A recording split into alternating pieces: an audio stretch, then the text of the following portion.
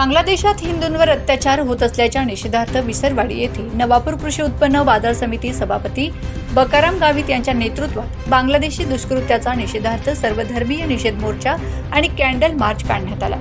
काल शुक्रवारी हिंदुत्ववादी संघटनांनी नंदुरबार जिल्हा बंदची हाक देण्यात आली। यामध्ये तालुक्यात नवापूर शहर व खांडबारा गाव कडकडीत बंद पाळण्यात आला। या दरम्यान विसरवाडी व चिंचपाडा या दोन्ही गावात बाजारपेठेतील व्यवहार सुरळीतपणे सुरू असल्याचं दिसून आले।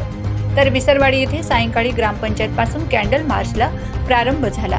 बाजारपेठ, शिक्षक कॉलनी, मस्जिद गल्ली, कुंभार गल्ली, झेंडा चौक गावातील प्रमुख मार्गाने कॅन्डल मार्च मोर्चा ग्रामपंचायत सभागृहाजवळ आला। यावेळी अखंड भारत की जय हो, बांगलादेशामध्ये माजलेला अराजकता विरोधी घोषणा देत निषेध व्यक्त करत भारत सरकारने यात गांभीर्याने लक्ष घालून भारतीयांवर व हिंदू समुदायावर होणाऱ्या अत्याचाराचा योग्य तो बंदोबस्त करावा अशी मागणी प्रमुख मान्यवरांनी आपल्या मनोगतात व्यक्त केली। बांग्लादेश के अंदर जो हमारे भारतीयों के ऊपर अल्लाह हुआ है, हमारे मंदिर तोड़े गए, देवस्थान तोड़े गए, हमारी माँ बेटियों की इज्जत लूटी गई है, ये बहुत भयंकर बात है और बहुत शर्मनाक बात है। ऐसा होना नहीं चाहिए। हम सरकार से, भारत सरकार से भी निवेदन करते हैं कि ये जल्द से जल्द वहाँ शांतता कायम हो और पूरा देश के अंदर शांतता कायम रहे और हिंदू मुस्लिम हम एकता कायम रखे। बस यही सबको मेरा निवेदन है। बकाराम गावित यांच्या मार्गदर्शनाखाली आणि त्यांच्या नेतृत्वाखाली आता कॅन्डल मार्च निघालेला होता। बांगलादेशात प्रचंड हत्याकांड, जाळपोळ आणि हिंदू जनसमुदायाजवळ जो अत्याचार झालेला आहे त्या संदर्भात माझ्या मित्रांच्या वतीने, विसरवाडीच्या वतीने, सगळ्यांच्या वतीने मी श्रद्धांजली वाहतो आणि अशा घटना वारंवार होऊ नये याच्यासाठी आपण कोण मौन बाळगू। जय हिंद, जय भारत, अखंड भारत की जय हो। यावेळी गावातील सर्व आस्थापने, शाळा, बँका, भाजीपाला, बाजारपेठेतील सर्व व्यवहार सुरळीत सुरू होता। विसरवाडीतील सर्व समाज बांधव, व्यापारी वर्ग, व्यावसायिक व ग्रामस्थ मोठ्या संख्येने उपस्थित होते।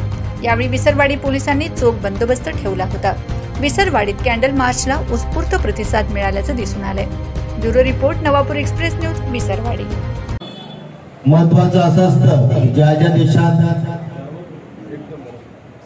अशा काही संवेदनशील घटना घडतात त्यावेळेस त्या लूटमार करणाऱ्यांना, हल्ले करणाऱ्यांना जात नसते। ते फक्त लुटारू असतात। त्यांना धर्म, जात याच्याशी काही घेणं देणं नसतं। आणि तोच संदेश म्हणून आज आपल्या पूर्ण महाराष्ट्रात बहुतेक ठिकाणी बांगलादेशांवर हिंदूंवर होणाऱ्या हल्ल्याबद्दल बंद पुकारणाऱ्या संघटना फक्त हिंदुत्ववादी। अशा ठिकाणी मुस्लिम बांधवांचाही सहभाग अपेक्षित असतो। त्यांनाही वाटतं, पण त्यांना आपण प्रवाहात घेत नाही।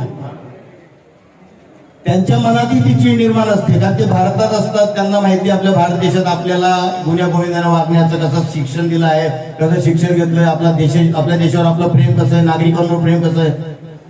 पण आता तिथं जी घटना घडली तर मुस्लिमांवरही अन्याय झाले। मुस्लिम आता पंतप्रधानांनाच त्या देशात राहू दिलं नाही। पंतप्रधान का हिंदू होता का? त्या पंतप्रधानांना आधार घेण्यासाठी भारताची भूमी लागली। मग अशा ठिकाणी लूटमार करणारे किंवा जाळपोळ करणारे हे फक्त मुस्लिम म्हणून त्यांना संबोधले जाऊ नये। त्यांना जात किंवा धर्मच नसतो। अशा लोकांना आपण शिकवण दिली गेली पाहिजे। म्हणून बकाराम दादांनी हा निर्णय घेतला की आपल्या गावात सर्व धर्मीय निषेध म्हणून आणि ज्यांच्यावर अत्याचार झाले त्याच्या निषेधार्थ आणि ज्या अत्याचारात ज्यांचा बळी घेतला अशा लोकांना श्रद्धांजली म्हणून हा कार्यक्रम ठेवला।